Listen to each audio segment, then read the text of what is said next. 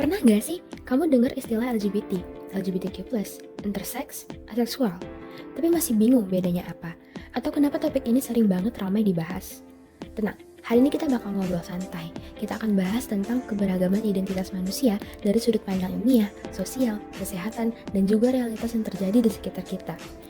Oke, pertama kita lurusin dulu. LGBT itu singkatan dari lesbian, gay, biseksual, dan transgender. Bagaimana sih istilah ini berkembang? Lesbian diambil dari nama pulau Lesbos di Yunani, tempat penyair kuno Sappho menulis sajak cinta sesama wanita. Gay bergeser makna dari arti ceria menjadi identitas positif komunitas laki-laki homoseksual mulai tahun 1960-an. Biseksual, awalnya ini istilah botani atau tumbuhan pada abad ke-19 yang kemudian diadopsi psikologi untuk ketertarikan lebih dari satu gender. Transgender muncul tahun 1960-an sebagai istilah luas untuk membedakan ragam identitas gender dari jenis kelamin lahir. Gak cuma sampai di sana, istilah LGBT berkembang menjadi LGBTQIA+, yang mencakup queer, intersex, aseksual, dan lainnya. Queer merupakan istilah umum untuk identitas selain heteroseksual atau cisgender, yaitu seseorang yang sedang mengeksplorasi identitas gender atau orientasi seksual mereka. Intersex, yaitu orang yang lahir dengan karakteristik seks seperti genital, kromosom, atau hormon yang tidak sesuai dengan definisi biner laki-laki atau perempuan. Aseksual, yaitu seseorang yang tidak atau sedikit pun mengalami ketertarikan seksual terhadap orang lain.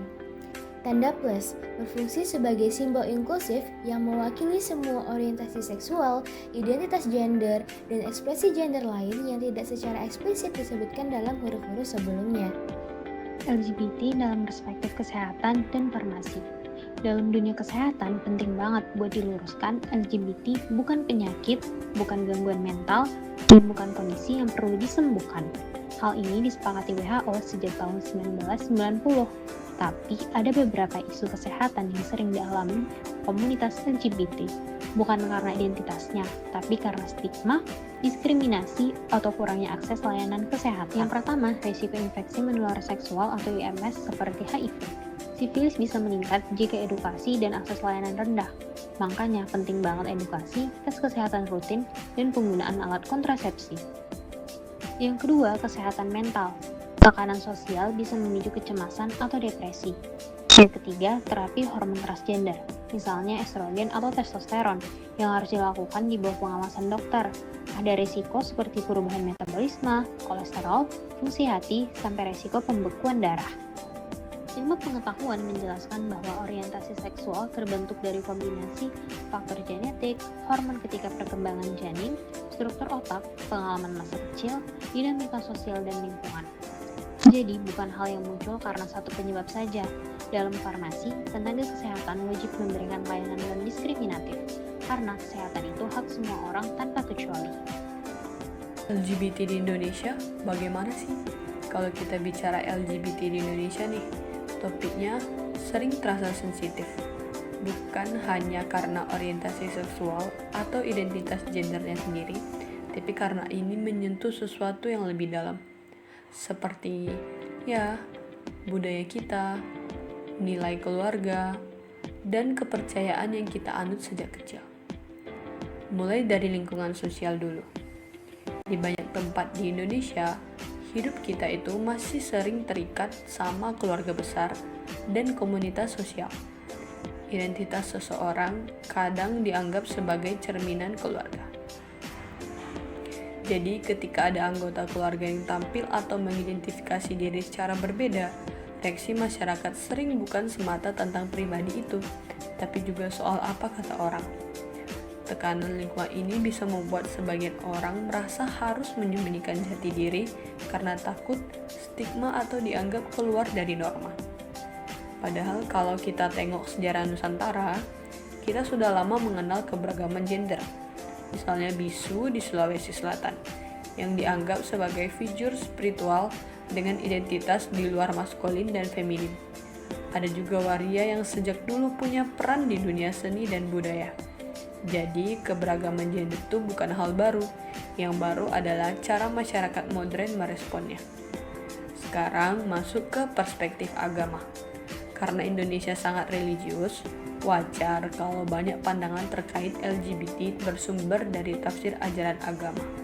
Mayoritas tafsir memang bersifat konservatif, tetapi menariknya semakin banyak tokoh agama dan akademisi yang mulai mendorong dialog bukan penghakiman.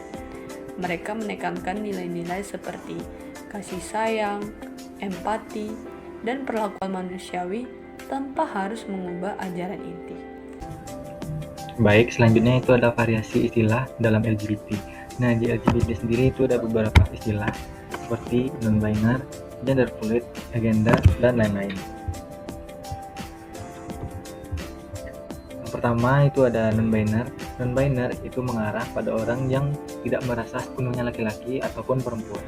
Bukan karena bingung, tapi memang identitas gender mereka ada di luar sistem dua gender. Ada yang stabil, ada yang berubah-ubah, dan istilah ini diakui di psikologi modern sebagai variasi identitas gender. Terus yang selanjutnya itu ada gender fluid. Itu menggambarkan individu yang merasa identitas gender mereka dapat berubah dari waktu ke waktu, baik hari ke hari ataupun dalam jangka waktu yang lebih panjang. Terus orang gender fluid dapat merasa kadang-kadang maskulin, kadang feminim, netral, tergantung situasi emosional atau konteks seksual mereka. Identitas ini memberikan fleksibilitas bagi individu untuk menjelajahi gender tanpa terikat pada kategori tertentu secara permanen. Selanjutnya itu ada agender. Agender mengacu pada individu yang merasa tidak memiliki hubungan atau keterikatan dengan gender apapun. Mereka sering mendeskripsikan diri mereka sebagai tidak berbasis. Orang agender sering merasakan kebebasan dan konstruksi sosial terkait gender. Identitas agender seringkali dipertanyakan atau bahkan diabaikan dalam struktur normatif masyarakat, sehingga menciptakan kebutuhan akan pendidikan dan pemahaman yang lebih luas. Selanjutnya itu ada istilah aseksual. Aseksual merujuk pada individu yang hampir tidak merasakan ketertarikan seksual terhadap orang lain, meskipun mereka mungkin masih merasakan ketertarikan romantis. Beberapa aseksual tetap dapat merasakan ketertarikan seksual dalam kondisi tertentu, seperti melalui hubungan emosional yang sangat mendalam. Aseksual bukan berarti tidak mampu membangun hubungan intim atau romantis, tapi dorongan seksual bukan prioritas utama bagi mereka. Oke, selanjutnya itu ada istilah panseksual. Panseksual merujuk pada ketertarikan kepada individu tanpa memandang identitas gender mereka, termasuk gender binary maupun non-binary. Banyak panseksual menganggap identitas gender sebagai hal yang tidak relevan dalam membangun hubungan atau menentukan ketertarikan. Panseksualitas sering disebut lebih inklusif daripada biseksualitas karena mencakup ketertarikan pada semua individu, termasuk di luar gender tradisional.